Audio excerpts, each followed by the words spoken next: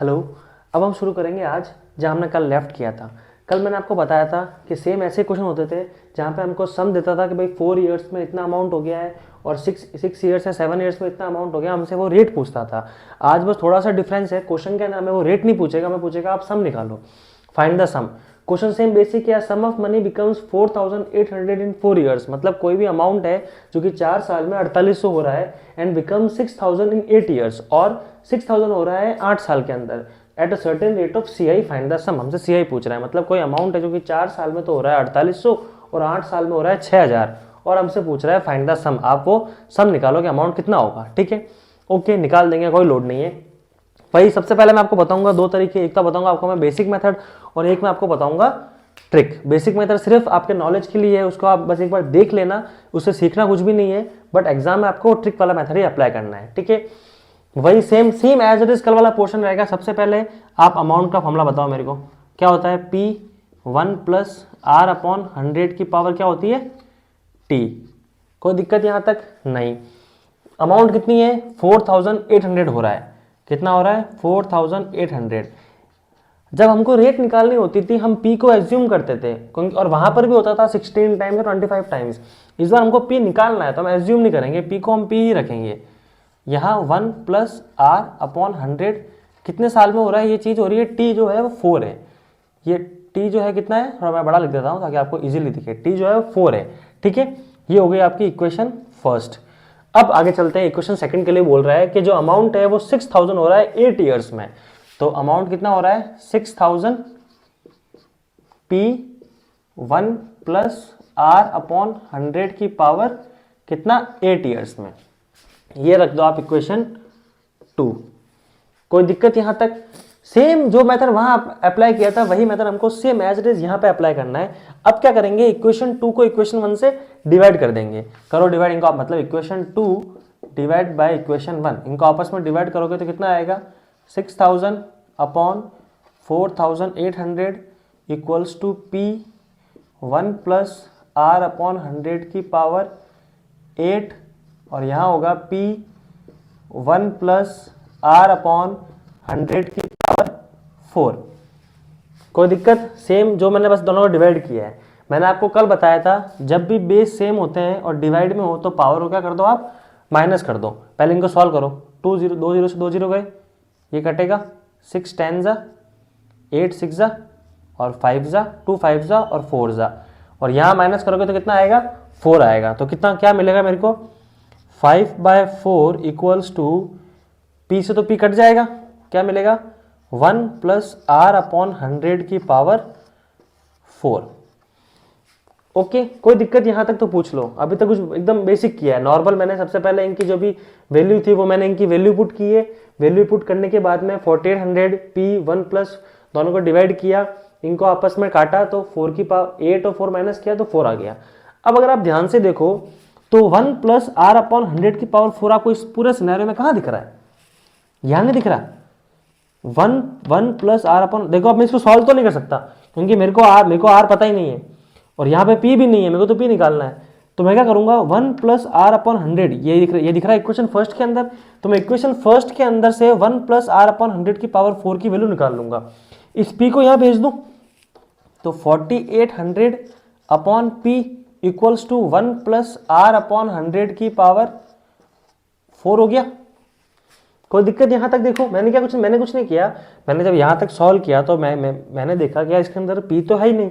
अब इसमें P नहीं है, मेरे को निकालना P है, तो क्या करूंगा मैं? वापस से मैंने चेक किया तो पता लगा कि हाँ, इक्वेशन फर्स्ट के अंदर 1 प्लस आर अपॉन 100 की पावर 4 पड़ा है और उसके पास में P भी है। तो क्यों ना इसकी जगह पे मैं ये पुट कर देता हूँ 4800 अपॉन P, ताकि मेरे को P की वैल्यू भी निकल जाएगी और मेरा आंसर भी आ जाएगा। तो क्या करो आप, इक्वेशन फर्स्ट इस इक्वेशन के अंदर आप 1 प्लस आर अपॉन 100 की पावर 4 की जगह ये पुट कर दो, उनके दोनों आपस में इक्वल है ना। तो यहाँ आप पुट करोगे तो 5/4 इक्वल्स टू 4800 अपॉन P। मैंने क्या किया? कुछ नहीं किया। 1 प्लस आर अपॉन 100 की पावर 4 की जगह 4800 अपॉन P पुट कर दिया, और ये कहां से आया? ये इक्वेशन फर्स्ट से आया। इसको आप सॉल्व करोगे तो P इक्वल्स टू क्या आएगा? 4800 इंटू 4 अपॉन 5। P को वहां भेजा, 4 को इधर, 5 को इधर। ठीक है,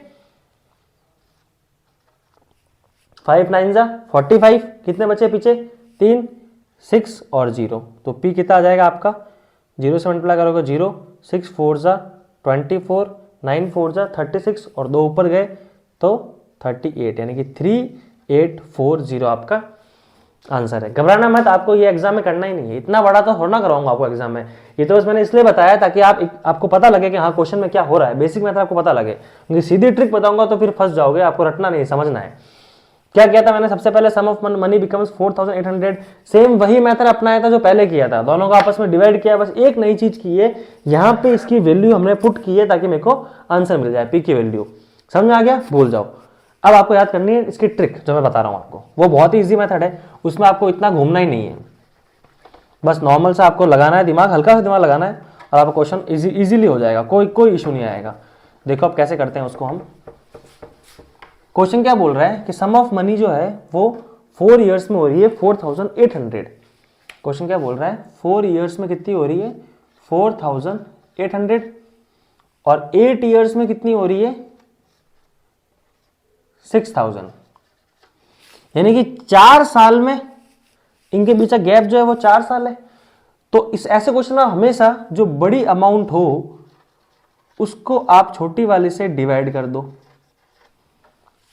भाई वही तो मैं कह रहा हूं, यानी कि 8 साल में 6000 हो रहा है और 4 साल में 4800 हो रहा है, दोनों को डिवाइड करोगे तो जो आएगा वो 5/4 आएगा, यानी कि कहीं ना कहीं ये प्रिंसिपल का ही तो 5/4 है। नहीं समझे, वापस देखो, 4 साल में हो रहा है 4800, 8 साल में हो रहा है 6000, ठीक है, यानी 4800 से मतलब 4800 से मैं आ गया 6000 पे, तो 6000 को जब 4800 से डिवाइड करूंगा तो ये आएगा 5/4, यानी कि इनको आपस में डिवाइड, यहाँ पे कहीं ना कहीं प्रिंसिपल रहा होगा, 1 से 4 साल में तो प्रिंसिपल रहा होगा, प्रिंसिपल का 4800 ये हुआ, 4800 का 6000 ये हुआ, ठीक है, इनको डिवाइड किया तो आया 5/4, यानी कि प्रिंसिपल का 5/4 हुआ, तभी तो मेरे को 4800 मिला, यानी कि प्रिंसिपल का 5/4 जो है वो बराबर है 4800 के। समझ में आया क्या मैंने, भाई 4 साल में मेरे को बोला वो हो गया 4800 और 8 साल में हो गया 6000।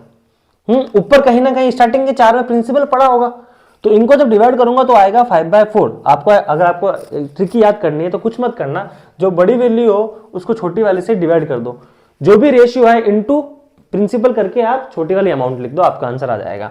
P इंटू 5/4 इक्वल्स टू ये, या 4, इसको आगे फर्दर सॉल्व करोगे तो P इक्वल्स टू 4800 इंटू 4/5, यहाँ करोगे तो 5 9 जा 45, 6 जा 0 और सेम वही 0 24 36 और 38 आपका आंसर। क्यों इतना, उसमें देखो पूरा बोर्ड फिल हो गया था, इसमें जस्ट सिंगल लाइन, वो बस मैंने आपको बस समझाया है ये वाला।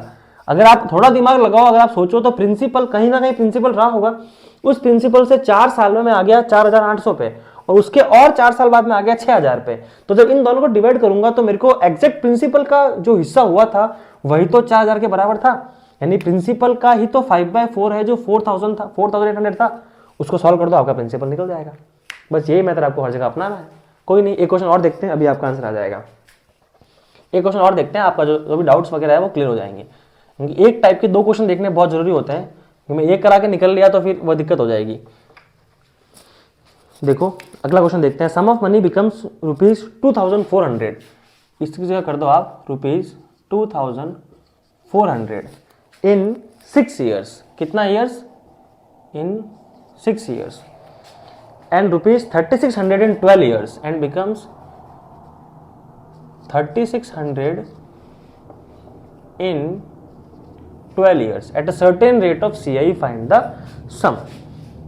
ठीक है, कुछ भी नहीं करना, सेम वही वाला सीन है, भाई 6 साल में तो हुआ 2400 और 12 साल में हो गया 3600, तो बड़े वाले को छोटे वाले से डिवाइड कर दो, सॉरी 2400 है ना, छोटे वाले से डिवाइड कर दो, 0 से 0 गया, 12 2 जा 12 3 जा, कितना आया 3/2, यानी प्रिंसिपल का 3/2 जो है वही तो 2400 के बराबर है, यानी प्रिंसिपल का 3/2 इक्वल्स टू 2400। अगर आपको याद करना है तो छोटे वाले की इक्वेट कर देना इसको, खत्म, तो P इक्वल्स टू 2400 इंटू 2/3, 3 1 जा 3 8 जा 800, प्रिंसिपल आ गया आपका 1600।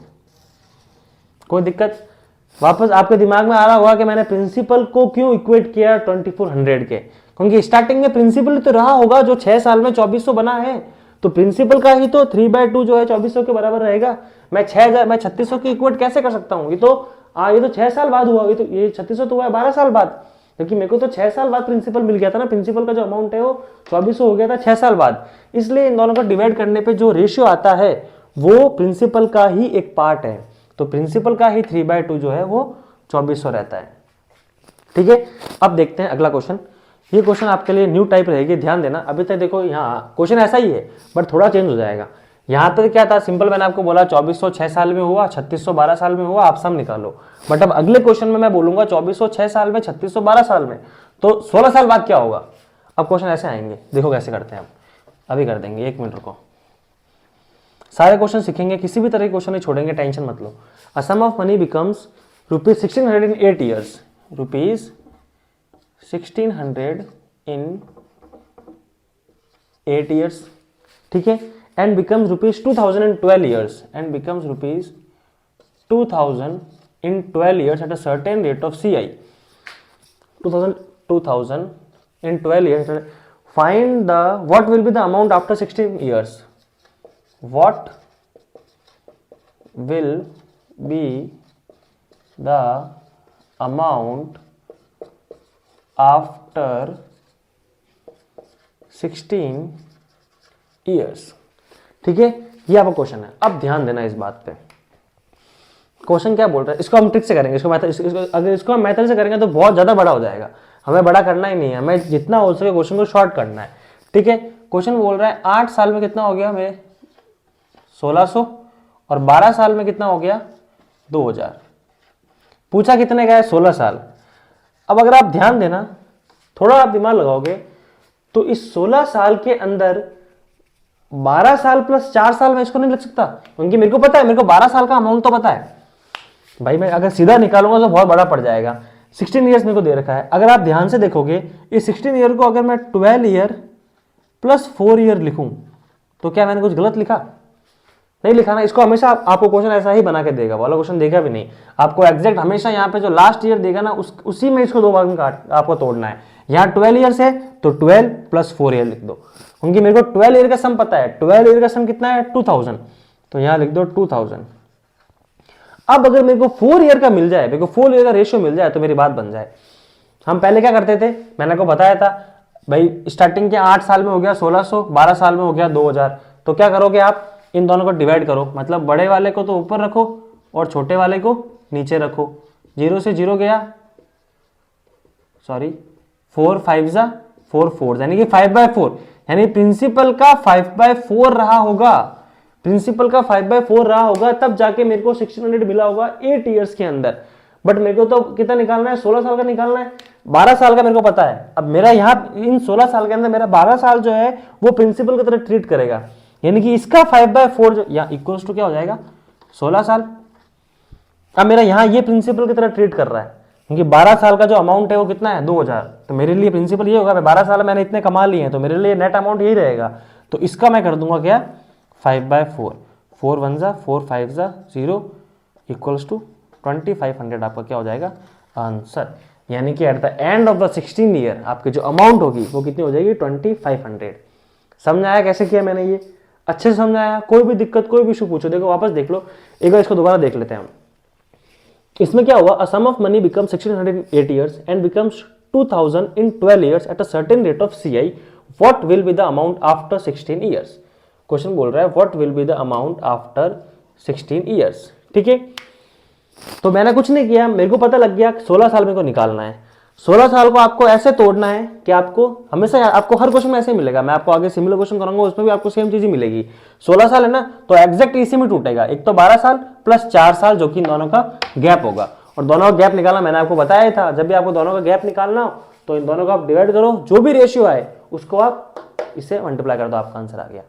एक सिमिलर टाइप क्वेश्चन देखते हैं ताकि आपका जो डाउट है वो क्लियर हो जाएगा। आपको लगेगा कि सर हमेशा ऐसा थोड़ा होगा, ऐसा होना घटेगा। अभी देखते हैं, देखो अ sum of money becomes 8000 in 10 years। अब इस बार देखो यहाँ कितना है 8000, कितने साल के अंदर 10 साल के अंदर, एंड बिकम्स कितना हो गया 10,000 in 15 years, and becomes 10,000 in 15 years। At a certain rate of CI what will be the amount after 20 years. मैंने कहा ना आपको क्वेश्चन ऐसे ही पूछेगा, क्वेश्चन आपको अलग ले जाएगा ही नहीं, क्वेश्चन को पता है अलग ले, जैसे आपका सॉल्यूशन बनेगा वैसे ही होगा ना। ऐसा थोड़ा ना ऐसा क्वेश्चन पूछ लेगा इसका आंसर ही एग्जिस्ट नहीं करता, ऐसे क्वेश्चन तो पूछ ही नहीं सकते।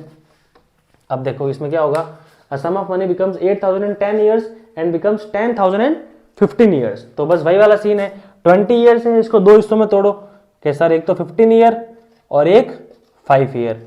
ये 5 ईयर क्या है, इस 10 और 15 के बीच का गैप, ये कैसे निकलेगा, 10,000 अपॉन 8,000, 0 से 0 गया 5 4, ये कितना आ गया, 15 साल का कितना दे रखा है मेरे को, 15 साल का हो गया 10,000, तो 10,000 का 5/4 मेरा आंसर है। 4 2 जा 8, 500, इसको आपस में मल्टीप्लाई करोगे तो 5 5 जा 25, 125 ये 12500, ये आ गया आपका 12,500 आंसर। ठीक है, कोई दिक्कत। अब तक एक काम करना, अभी तक जितनी भी क्लास हो गई है, 5 हुई है 6 हुई है, उन सबको एक बार रिविजन में डालना, क्योंकि ये जो थे बेसिक टाइप, इतने टाइम में इतना हो रहा है, इतने टाइम में इतना हो रहा है, ये सारी टाइप खत्म हो चुकी है। अब कल से शुरू होंगे, अब कल से हम करेंगे डिफरेंस, SICI में इतना डिफरेंस है, इसमें इतना सीन है, कल से क्वेश्चन के लेवल बढ़ेंगे और फॉर्मुलाज बेसिक क्वेश्चन ज़्यादा इजीली होंगे। ठीक है, ओके, थैंक यू।